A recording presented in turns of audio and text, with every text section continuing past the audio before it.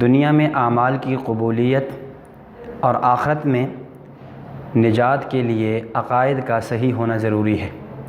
اور عقائد میں بنیادی عقیدے تین ہیں۔ نمبر 1 عقیدہ توحید، نمبر 2 عقیدہ رسالت، اور نمبر 3 عقیدہ آخرت۔ عقیدہ توحید جس ہستی نے، جس ذات نے عقیدہ توحید کے بارے میں ہمیں معلومات دی ہیں، وہ امام الانبیاء سید الاولین والآخرین حضرت محمد رسول اللہ صلی اللہ علیہ وسلم ہیں۔ اور عقیدہ آخرت کے بارے میں بھی جس ہستی نے ہمیں معلومات دی ہیں، وہ امام الانبیاء حضرت محمد رسول اللہ صلی اللہ علیہ وسلم ہیں۔ تو گویا عقیدہ توحید ہو یا عقیدہ آخرت ہو،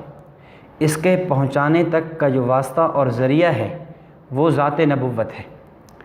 اس لیے نبوت کے متعلقہ ہمیں عقائد کا صحیح ہونا ضروری ہے، عقائد کا صحیح معنوں میں جاننا اور اس کا سمجھنا ضروری ہے۔ اور پھر اس وجہ سے بھی کہ اللہ رب العزت کے انسان پہ جو اربوں کھربوں انگنت لامحدود احسانات ہیں، وَإِن تَعُدُّوا نِعْمَةَ اللَّهِ لَا تُحْصُوهَا، کہ اگر ان احسانات کو شمار کرنا چاہے انسان تو شمار نہیں کر سکتا، گننا چاہے تو گن نہیں سکتا۔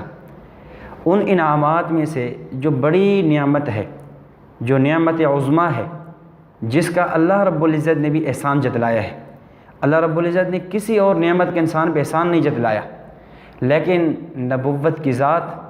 وجود نبوت اتنی بڑی نعمت ہے، اتنا بڑا احسان ہے کہ اللہ رب العزت نے یہ احسان جتلایا اور فرمایا لَقَدْ مَنَّ اللَّهُ عَلَى الْمُؤْمِنِينَ إِذْ بَعَثَ فِيهِمْ رَسُولًا،